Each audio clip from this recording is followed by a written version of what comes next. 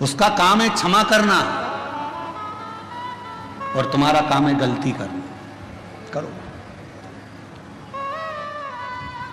गलती नहीं करोगे तो समझोगे कैसे?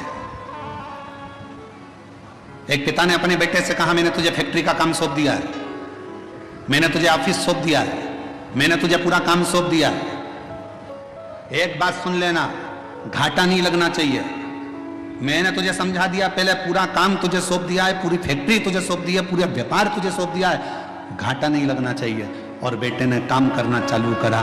काम करते करते उसकी कहीं बाहर देश में पहचान बढ़ गई। उसने अपना माल पूरा विदेश में बेच दिया, बेचा और विदेश में माल अटक गया, अटका, पैसा अटक गया। मालूम पड़ा वो लड़का कर्जे में डूब गया। बाप ने कहा, मैंने पूरी फैक्ट्री तुझे दे दी थी, मैंने पूरी कंपनी तुझे दे दी थी, मैंने तुझे पूरा ऑफिस दे दिया था और तूने कर्जे में लाकर छोड़ दिया, तूने कर्जे में लाकर डुबो दिया। बेटा कहता है, पापा गलती हुई है, सुधारूंगा, थोड़ा समय। अब पिता को चाहिए कि बेटे को बल दे, कोई बात नहीं, हो गई, मेहनत करना, फिर मेहनत करना, धीरे धीरे बढ़ना, हो सकता है फिर उन्नति की सीढ़ी पर चढ़ जाएं। गलती बेटे के सामने हुई, बेटे ने फिर मेहनत करी। मेहनत करते करते बेटा जितना माल गया था उससे 1000 गुने माल का फिर मालिक बनकर बैठ गया, फिर बैठा। और अब वो बेटा गलती नहीं करता। क्यों? क्योंकि पहले माल भेजने में गलती हो गई थी, पहले ऐसे गलती हो गई थी, अब नहीं होगी। किसी किसी को तो भगवान भी पृथ्वी पर जन्म देने के बाद सोचता है, इसको तो भेजना ही नहीं था तो अच्छा था। मालूम क्या था कि इतनी निंदा, इतनी बुराई, इतनी चुगली, इतने अपशब्द, इतनी गाली, इतना आड़ा टेढ़ा बोलेगी, इतना अपशब्द बोलेगा, ऐसा रहेगा, दिन भर बेकार काम करेगा, लोगों का दिल दुखाएगा। तो भगवान भी सोचता है, इसको एक बार तो जन्म दे दिया, अगली बार नहीं भेजना इसको, चाहे कुछ भी हो जाए, इसको 94 तरह के नरकों में पटक देना, पर पृथ्वी पर मत भेजना इसको। इतना झूठ, इतना छल, इतना प्रपंच, इतने गलत शब्द, इतना अपशब्द, इसको पृथ्वी पर मत भेजना। अब भेज दिया।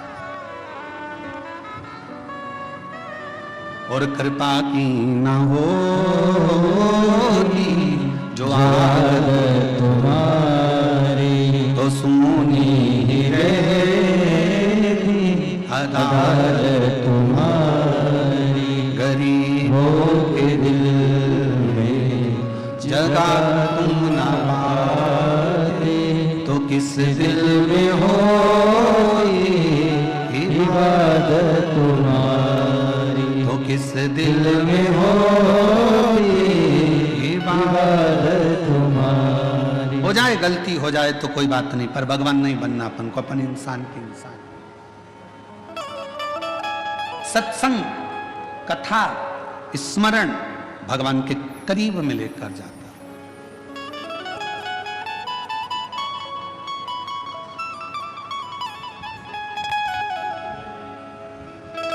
और ले गया।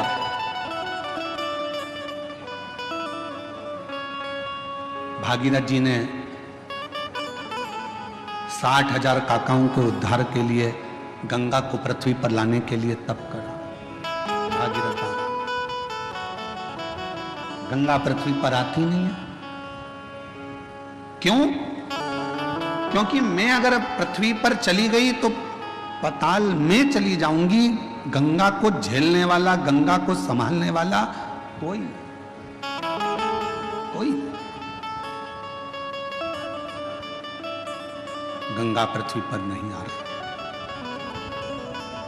भागीरथ जी ने फिर तप करा, फिर साधना करी, फिर उपासना करी, और भागीरथ बाबा ने फिर निवेदन करा गंगा जी से कि आपको पृथ्वी पर आना, पृथ्वी पर आओ। गंगा जी मना करती हैं, मैं नहीं आऊं, मुझे संभालने वाला भी तो कोई चाहिए। भागीरथ जी ने पूछा कि आप पृथ्वी पर नहीं आओगी तो मेरे काकाओं का उद्धार कैसे होगा, मैं क्या करूं कि आप पृथ्वी पर आ जाओ।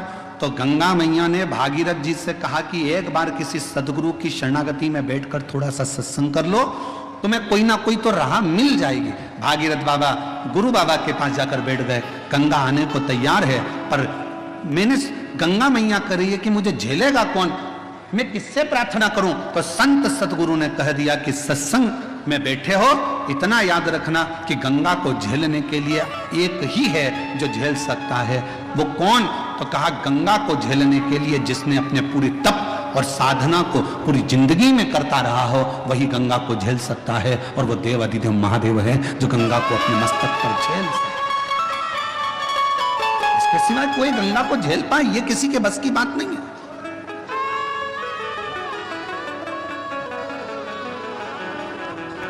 भागीरथ जी ने शिव जी की आराधना करी। बाबा भोलेनाथ जी से विनय करा।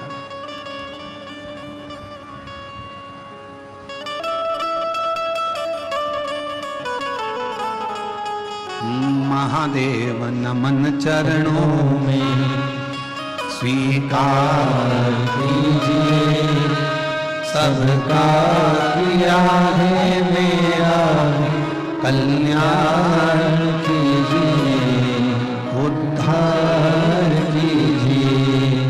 हे त्रिपुंडधारी, हे त्रिशूलधारी, हे त्रिपुंडधारी, हे त्रिशूलधारी, चरणों में तेरे बाबा जी पावन है चारों धाम। तेरी देव करते वंदना, पूजे है सीताराम। तेरी देव करते वंदना, पूजे है सीताराम। हो जाए पूरी कामना, हो जाए पूरी कामना, उपकार कीजिए, सबका किया है मेरा उद्धार कीजिए, कल्याण कीजिए। हे त्रिपुंडधारी, हे त्रिशूलधारी, हे त्रिपुंडधारी, हे त्रिशूलधारी। आप कुछ कृपा करो। भागीरथ जी ने भगवान शिव की आराधना करना प्रारंभ करी। शिव जी के लिए अखंड तप किया भागीरथ बाबा ने। ऐसी अखंड साधना करी कि भगवान शंकर का कैलाश धाम हिल जाए, पर शिव का कैलाश नहीं हिला। भागीरथ जी ने खूब तप करा, पर शंकर भगवान का कैलाश धाम नहीं हिल पाया, हिला ही नहीं।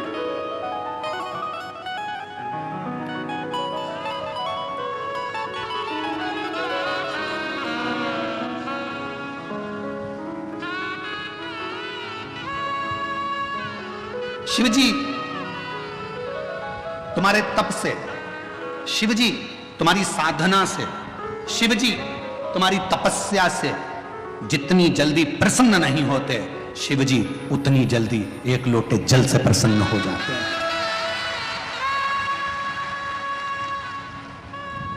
और फिर निवेदन करूंगा, सावन का महीना लगते से ही मेरी जीजियों से निवेदन है, एक लोटा जल नहीं, कितना? 2 लोटा जल, दोनों हाथ में भरा हुआ। घर से निकलो तो 2 हाथ में हो, बाहर निकल कर भले फिर एक के ऊपर एक रख लो, मना नहीं। पर शंकर के मंदिर में जब पहुंचो, दोनों हाथ में जल हो और शिव जी के ऊपर दोनों धार एक साथ, बाबा के धार जल की 2 एक साथ लगना चाहिए और शिव जी से अपने मन की प्रार्थना करना चाहिए, शिव स्वीकार करो। भागीरथ जी ने तप करा, शिव जी का कैलाश नहीं हिला। साधना करी, शिव जी का कैलाश नहीं हिला। तप साधना से शिव का धाम नहीं हिला, क्योंकि शिव तप से, शिव साधना से, शिव तपस्या से, शिव तुम्हारी साधना से जितनी जल्दी प्रसन्न नहीं होते, तप से जितनी जल्दी प्रसन्न नहीं होते, भगवान शंकर तुम्हारी साधना से जितनी जल्दी प्रसन्न नहीं होते, मेरा देव अधिदेव महादेव उतनी जल्दी एक लोटा जल से प्रसन्न हो जाते। एक लोटा जल, सारी समस्या का हल। जम के बोलो जरा, एक लोटा जल। ये भगवान शिव को प्रसन्न करने का सबसे सुंदर तरीका है। तुम शिव जी को चिरौंजी का भोग लगाओ ना लगाओ, खड़ी शक्कर लगाओ ना लगाओ, तुम शंकर भगवान को बेलपत्र चढ़ाओ ना चढ़ाओ, तुम शिव जी को कुछ दो चाहे ना दो, भगवान शंकर को तुम श्रीफल दो चाहे मत दो, पर शिव जी को केवल एक लोटा जल दे।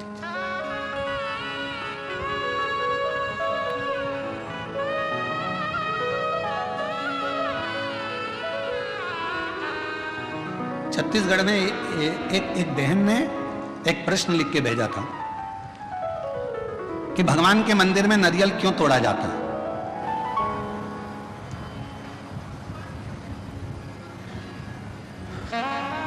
छत्तीसगढ़ का प्रश्न है, मुझे उम्मीद है महाराष्ट्र की जीजियां उत्तर दे देंगी। मेरे जीजा उन भी बोल सकते हैं। भगवान के मंदिर में नारियल क्यों तोड़ा जाता है, तो छत्तीसगढ़ के निकुंभ का यह प्रश्न था, क्यों तोड़ते हैं भगवान के मंदिर में नारियल, क्यों तोड़ा जाता है, क्यों तोड़ा जाता है। भाई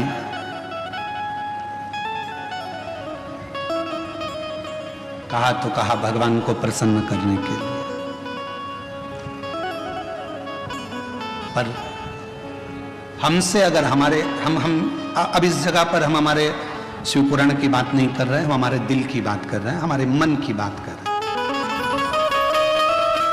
ये हम हमारे मन से कर रहे हैं कि जीजी ने पूछा कि भगवान के मंदिर में नारियल क्यों तोड़ा जाता है, तो शायद मेरा दिल कहता है कि भगवान भी कहते होंगे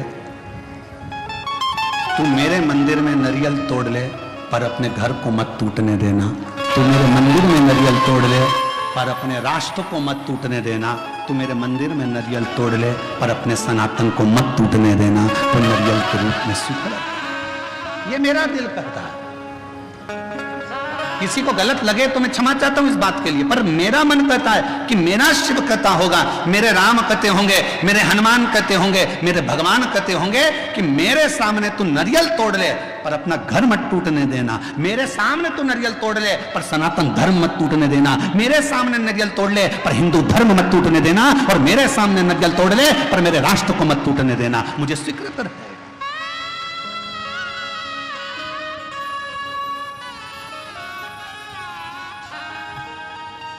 मुझे नारियल का टूटना स्वीकार है पर सनातन धर्म का टूटना स्वीकार नहीं है।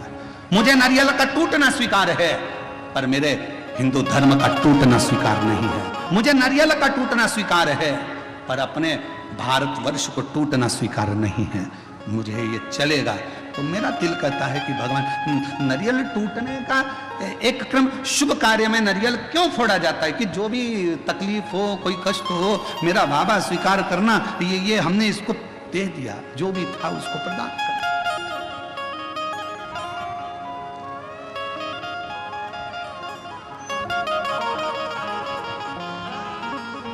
और इसीलिए शायद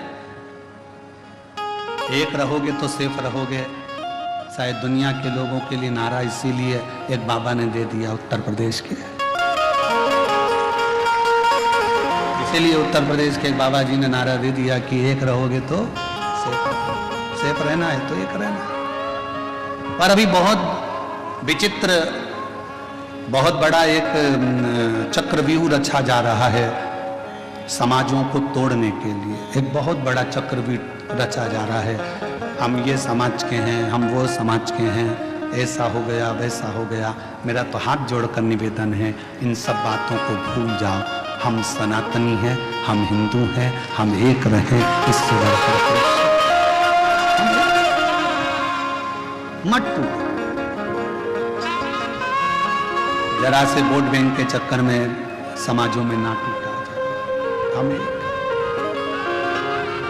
मनु और शत्रुपा, शिव महापुराण की कथा, विष्णु पुराण की कथा, अग्नि पुराण की कथा, नर्मदा पुराण की कथा, लिंग पुराण की कथा, नारद पुराण की कथा, ब्रह्म विवर्त पुराण की कथा, बरहा पुराण की कथा, कुर्म पुराण की कथा, जितनी भी कथा निकालोगे सारी कथा में एक चरित्र आएगा।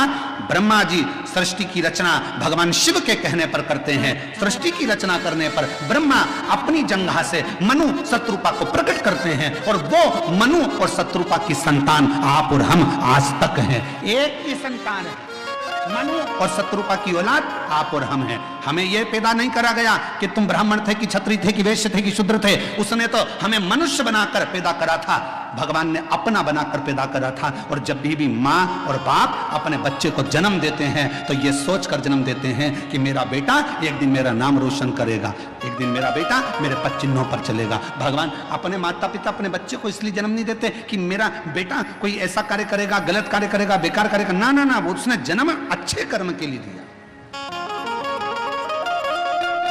श्रेष्ठ कर्म के लिए दिया। पर दुनिया के लोग हो सकता है थोड़ा मीठा बोलकर थोड़ा अभी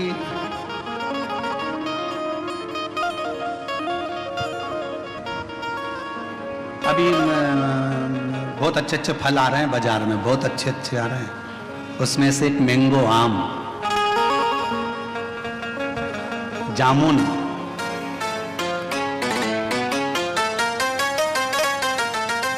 केला,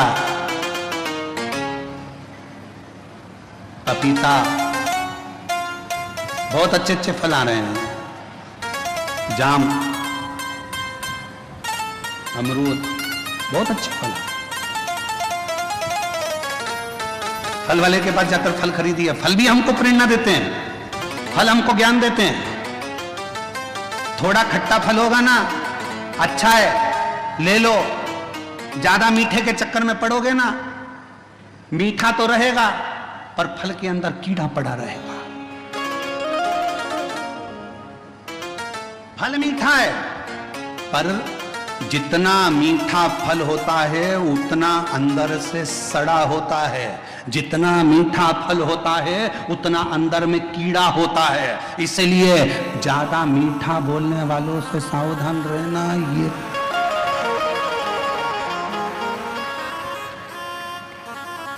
सावधान इंडिया, सावधान। पपीता दुकान वाला कह रहा बहुत मीठा, बहुत मीठा, बहुत मीठा। तुम लेके आ गए, अंदर से सड़ा था। आम इतना मीठा, इतना मीठा। थोड़ा खट्टा आम लाती ना, सड़ा नहीं रहता, क्योंकि जिसकी बाड़ी थोड़ी सी कड़वी रहती है ना, उसके अंदर खटास में अंदर कीड़े नहीं रहते। मुंह से बोल दिया सफाचट, एक बार बोल दिया, बेकार लगे अच्छा लगे, क्योंकि खट्टा खट्टा है, जो है, कड़वा कड़वा है, जो है। पर मीठा फल अंदर कीड़ा बैठा रहता है, मीठा फल अंदर से सड़ा रहता है। इसलिए थोड़ी सावधानी रखना। दुनिया के लोग कहें बहुत मिलेंगे आपको, बहुत आते रहेंगे लोग, तुम्हारे से बहुत मीठी मीठी बातें करेंगे, बहुत मीठा बोलेंगे और बाद में तुमसे कहेंगे क्यों थोड़ा मीठा। तुम देखना जिसको पैसे की जरूरत होती कितना मीठा बोलता है। जी जी, जीजा जी, जीजा जी। और पैसा लेके चले गया 5-10 हजार, उसके बाद तुम मांगने जाओ तब खा के भाग रहे हैं, लौटा देंगे। व्यर्थ की बात नहीं करना, रिश्तेदारी में फालतू की फूट मत डालो। हम आएंगे देंगे, मना नहीं कर रहे। अरे मिठास में कीड़ा हो सकता है, मिठास पर खटास में कीड़ा नहीं हो सकता। सावधान रहें, थोड़ा सतर्क रहें। सतर्क होना जरूरी है। मेरे शंकर भगवान की कथा कहती है, शिवजी का कैलाश धाम नहीं हिला। बहुत तप करा, भागीरथ जी ने साधना करी, तप करा, पर भगवान शंकर का कैलाश नहीं हिला, क्योंकि उन्होंने तप करा था। अगर तप की जगह पर एक लोटा जल लेकर पार्थिव लिंग का निर्माण कर शिवजी को जल चढ़ा देते, मेरा शंकर सामने प्रकट हो जाता। और आखिरी में भागीरथ जी ने देखा शिवजी प्रकट नहीं होते, तब भागीरथ बाबा ने वही किया जो आप करते हैं। एक लोटा जल मेरे भागीरथ बाबा ने शिव को हृदय का जल चढ़ाना प्रारंभ करा, तो शिव सामने आकर प्रकट हो गए। मांग तुझे क्या चाहिए भागीरथ, बोल तुझे क्या दूं, क्या दूं। तो भागीरथ बाबा ने कहा, प्रभु बस गंगा जी पृथ्वी पर आना चाहती हैं, पृथ्वी पर आएंगी तो पाताल में चली जाएंगी। आप कृपा करो कि ये गंगा को अपने जटा में झेल। शिव जी ने कहा जटा में? हाँ। कितने चतुर थे भागीरथ जी। उन्होंने गंगा जी को हाथ में झेलने का नहीं बोला, उन्होंने गंगा जी को हृदय में झेलने का नहीं बोला, उन्होंने गंगा जी को सिर पर झेलने का, जटाओं में झेलने का बोला। क्यों? क्योंकि भागीरथ बाबा जानते थे हृदय में शिव के माँ गौरा विराजमान है, हाथों में शिव के शिव भक्तों की डोर थमी हुई है। सिर पर अगर गंगा बैठ गई तो शिव भक्तों का भी कल्याण करेगी और जगत का भी कल्याण करेगी।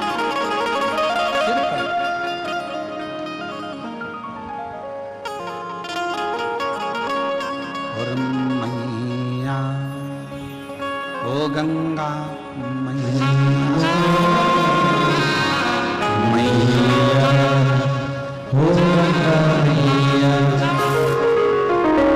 मैया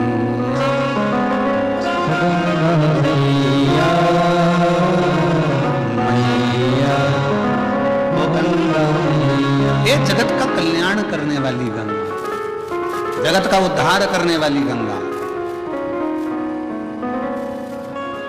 फिर किसी ने एक बार प्रश्न किया था, क्या शिवजी को गंगा का जल अधिक प्रिय है? शंकर भगवान को गंगा का जल अधिक प्रिय है? तो शिव महापुराण की कथा कहती है, शंकर भगवान को तुम अपने घर का जल चढ़ा दो, शंकर भगवान को तुम्हें जो जल मिले वो चढ़ा दो, क्योंकि शंकर के ऊपर जब जल चढ़ता है, चढ़ते से ही वो जल गंगा जल बन जाता है। अलग से गंगा जल की जरूरत शिव को नहीं, शिव को अलग से गंगा जल की जरूरत नहीं। तुमने चढ़ाया, वो जल अमृत बन गया। हम तो कई बार लोगों से कहते हैं, तुम्हारे बच्चे की तबीयत खराब है, तुम्हारे बच्चे को तकलीफ है, डॉक्टर को दिखाओ। तुम्हारे घर में अगर किसी को तकलीफ है, डॉक्टर को दिखाओ। वो जांच का बोले जांच कराओ, दवाई का बोले दवाई खिलाओ, और उसके साथ एक काम जरूर करो, डॉक्टर का इलाज भी करवाओ, साथ में एक कटोरी में जल लो और जल लेकर भगवान शिव का मंत्र का उच्चारण करो। नमः शिवाय, नमः शिवाय, षडाक्षर मंत्र बोल लो, ओम नमः शिवाय, या त्र्यंबक मंत्र बोल लो, और या त्र्यंबक मंत्र ना तो श्री शिवाय नमस्तुभ्यम मंत्र का जप करते जाओ 108 बार जप कर कर जो जल है वो अपने बच्चे को थोड़ा थोड़ा पिलाना प्रारंभ करो, या उस जल से उस बच्चे के शरीर पर लगाना प्रारंभ करो। वो जल भी सिद्ध हो जाता है मंत्रों की प्रबलता में। डॉक्टर को भी दिखाओ, डॉक्टर का भी इलाज करवाओ, दवाई दे दवाई खिलाओ, जांच का बोले जांच कराओ, पर साथ में शिव पर करा हुआ विश्वास, मंत्रों का उच्चारण, शिव तत्व का नाम सुख प्रदान करता है। एक पत्र है, अच्छा है।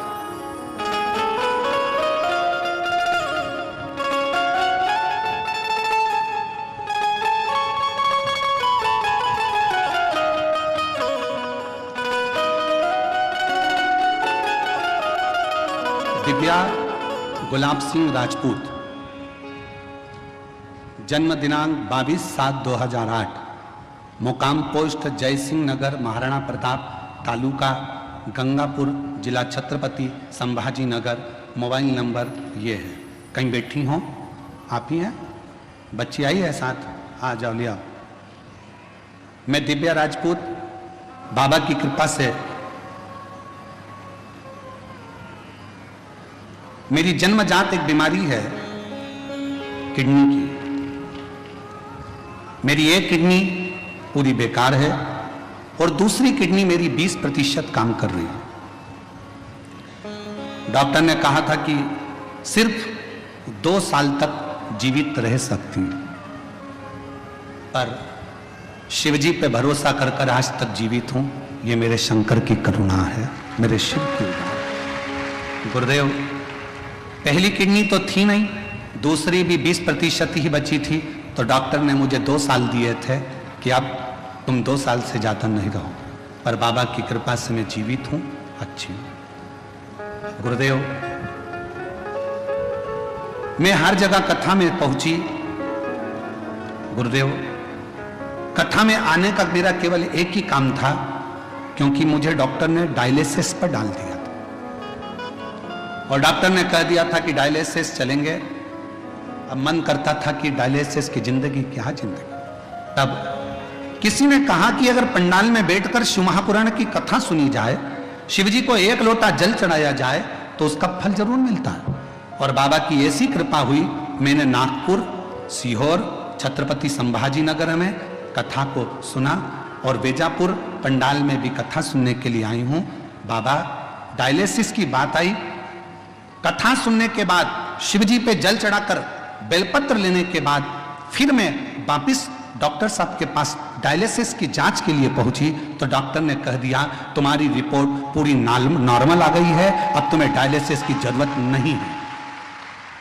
पत्र को आप लोग देख सकते हो, पूरी रिपोर्ट नॉर्मल आ गई है, अब तुम्हें डायलिसिस की जरूरत नहीं है।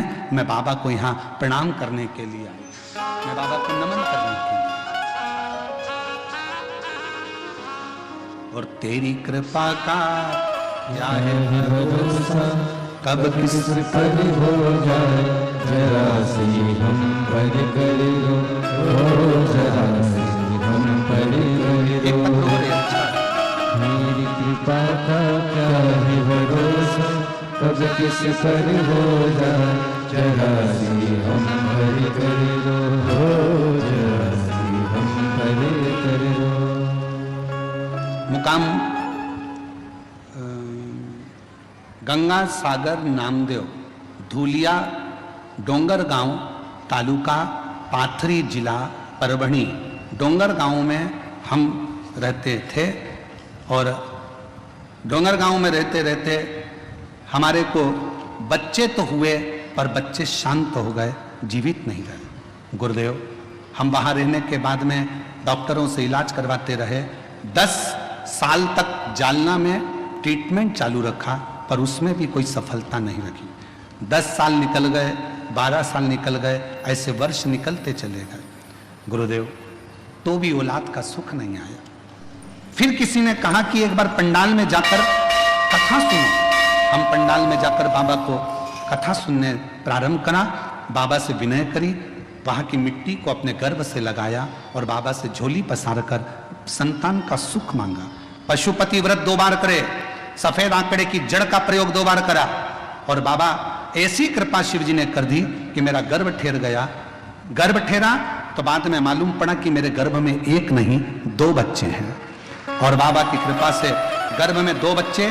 जानकर समय बीता, बच्चे ने जन्म लिया पर एक बच्चे की स्वास्थ्य ज्यादा खराब रहा, तो भी पूर्ण भरोसा शिव जी पर था और बाबा की कृपा से आज मेरा दूसरा बच्चा भी स्वस्थ है। 11 अगस्त 2023 को हमारे यहाँ पर बाबा की कृपा से दोनों बच्चों ने जन्म लिया। शिव जी की कृपा से दोनों बच्चे स्वस्थ हैं। दोनों का फोटो लगा रही हूँ, फोटो आप लोग देख सकते हो। और अगर बच्चे आए हों तो उनको लेकर बेलपत्र लेने के लिए आ सकते हैं। तेरी कृपा का कब किस पर हो जाए जरा सी हम पर कर दो, जरा सी हम पर कर दो। जिस पर भी हो गई तेरी करुणा कृपा वो भवे पार हुआ, भवे पार हुआ। पापी हो जाए जितना उसका भी बाबा उद्धार हुआ, उद्धार हुआ। जिद्द अजाम गणिका जैसे तेरे मन को भाई जरा से हम पर कर दो, जरा से हम पर कर दो। बेटी की एक किडनी तो जन्म से ही नहीं है, दूसरी किडनी 20% खराब हो गई थी। डॉक्टर ने 2 साल जीवित रहने का बोला था। बाबा पे भरोसा करती करती कथा सुनना और अभी कथा में आने से पहले 15 दिन पहले जांचें कराई। शिव जी की कृपा से किडनी ने काम करना प्रारंभ करा और अब रिपोर्ट नॉर्मल हुई। शिव की कृपा, शिव शंकर शंकर। और जिस पर भी हो गई करुणा